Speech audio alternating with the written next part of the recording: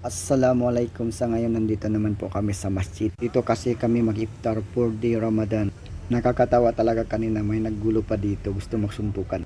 Paano kasi hindi nagalit kasi kinuha niya yung pagkain. Meron na nga sa kanya pero gusto pa niyang angkin ang isa. Mga ibang lahi talaga ho, hindi talaga mapigilan. Ngayon parating na po yung pagkain na kapsa. Sabi pa ng tropa ko na Indonesia, bakit kaya hindi sila doon sa plaza? May plaza naman, sabi niya, pagkatapos kumain doon sila magsuntukan. Ibahin naman natin ang usapan mga kaidol. Ang dami tao dito lang sa Masjid Abu Bakar. Ganito kasi karami tao dito mag-iftar sa masjid.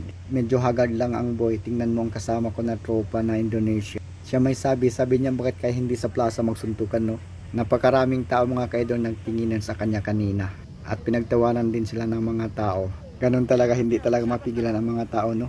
Meron na nga pero gusto pang umangkin. Pag meron daw binigay sa kanya, dinala niya sa sasakyan at tinago doon. Hanggang dito lang ang video ko mga kaidol. Bye bye!